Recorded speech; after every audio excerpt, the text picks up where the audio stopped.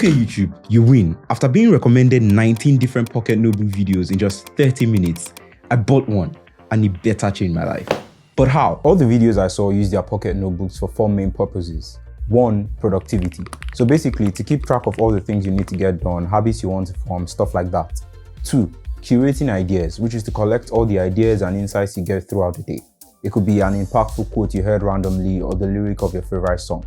It doesn't matter. Every idea that's worth keeping is kept in the pocket notebook. 3, creating and developing personal ideas, to write down all your genius ideas and develop them into masterpieces.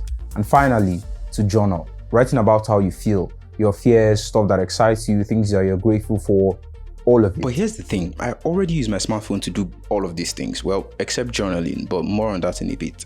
The problem with my smartphone, however, is that sometimes I take out my phone and I want to write something down and I completely forget what I wanted to do. I go on TikTok and I end up doom scrolling for 3 hours. Next thing I know, I'm in the middle of cooking when I remember what I actually wanted to write.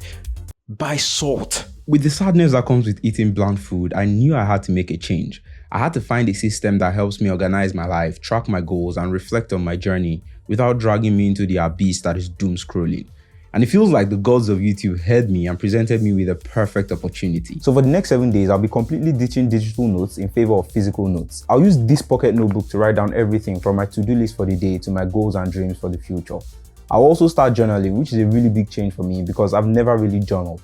I wasn't one of those kids who had a diary growing up, and the only time I wrote about my feelings was when I wrote poetry many moons ago now. But journaling is amazing, at least according to science. This study came to the conclusion that writing about traumatic, stressful, and emotional events leads to improvement in both physical and psychological health. And this paper shows that journaling every day can help improve your performance at work, learning retention, communication skills, and basically your overall well-being. In the words of one of the researchers, we do not learn by experience, we learn by reflecting on our experience. There's also anecdotal evidence from people who talk about how journaling helps them to figure out their emotions about a particular situation, rather than just stuffing it down, which can be harmful for emotional well-being. With all of the overwhelming evidence in support of a daily journaling practice, I knew I had to at least give it a try. So we have a 2-for-1 experiment. This should be interesting.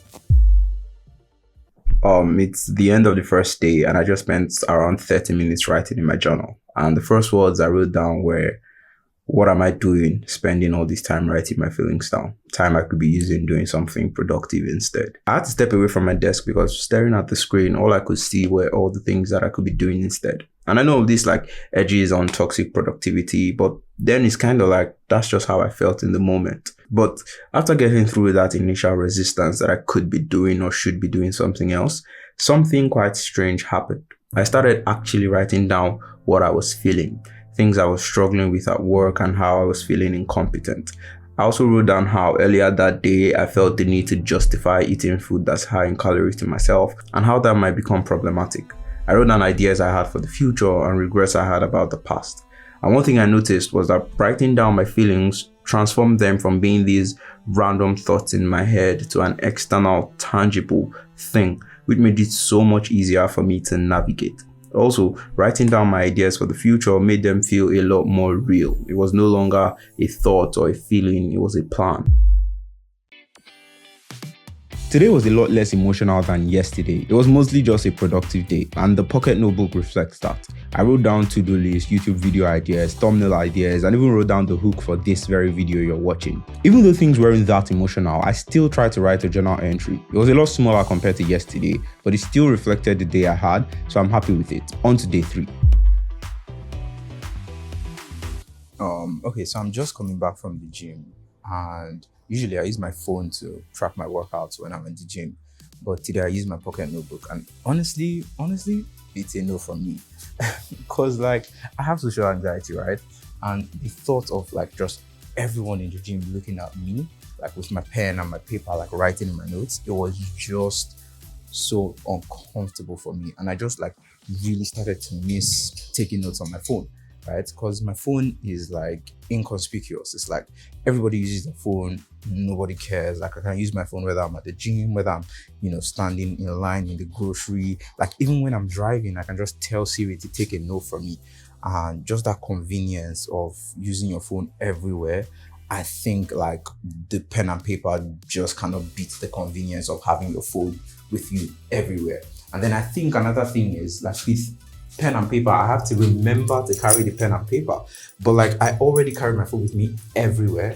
So it's like I already have the writing device with me. But with the pen and paper, I have to always remember to carry not just the notebook, but also the pen. And it's just inconvenient. It's just inconvenient. It's currently midnight and I'm about to go to bed. But I just realized that I haven't journaled today because frankly, there just wasn't anything to write about. And honestly, this is one of the biggest problems I have with like a daily journaling practice. My life is just not interesting enough to journal every single day. I feel like it'll be pretentious if I start waxing lyrical about a day and absolutely nothing of note happened. Sure, I can think deep and find something no matter how small, but at that point, it kind of stops being an enjoyable practice and just turns into a chore. And I don't want that. So for the rest of the week, I'm going to make a change. I won't force myself to journal every day. I'll write things down when I have something to say to the paper. All right. Good night. The rest of the week went on the same. At this point, I had pretty much figured out what I prefer to do physically and what I would rather just do with my phone. On day 4, I went to the gym again, but this time I didn't carry my pocket notebook, I just used my phone. But then I had something to journal about that night, and so I did that in my pocket notebook. I was really starting to see why all these people recommend pocket notebooks. With pen and paper, your ideas are preserved in their original state. You can come back years later and see what exactly you were thinking about at this point in your life. With digital notes, it's so easy to edit that it's very difficult to preserve an idea in its original state. Although, on the other hand, this does make developing the idea a lot easier. The tactile feel of paper is also better for committing things to memory, and not being able to rearrange or even easily delete to-dos has made me a lot more productive. Because I don't want to ruin the aesthetics of the page by cancelling an item off the list, I just end up doing it. Writing these to-do lists and shopping lists on a notebook has also been a lot less distracting. I finally bought the salt because when I remembered to buy it, I wrote it down immediately instead of getting sucked in by TikTok's doom scrolling algorithm. As a result, I'm using my phone a lot less overall because when I'm bored, I just take out my notebook and look through all the ideas I've curated and the ones I'm working on, and I just contemplate on them. The practice of journaling has also helped me be more grounded. I now understand why some of the world's greatest philosophers and thinkers had journals. Writing down your thoughts just makes everything so much better. It's easier to get to the root of your emotions and understand why you feel the way you do. It also helps to process negative emotions better, which is a lot healthier for your mental health in the long run. Hi, first off, it's my friend's birthday today. Happy birthday, Raj. Second, the challenge ended yesterday. So did getting a pocket notebook change my life? Well, kind of. Journaling was definitely something I didn't expect would go well, but I think not forcing myself to journal every day made it so much more enjoyable when I did get to do it. And it's something I'm definitely going to continue even after this challenge. As for whether digital or physical notes are better, I think a mix of both is best. Physical notes throughout the day, and then at night you can pass on everything you've written into a digital system that'll be much easier to work with when it's time to develop those ideas. And if you struggle with coming up with good ideas in the first place, then watch this video I made on how to steal like an artist.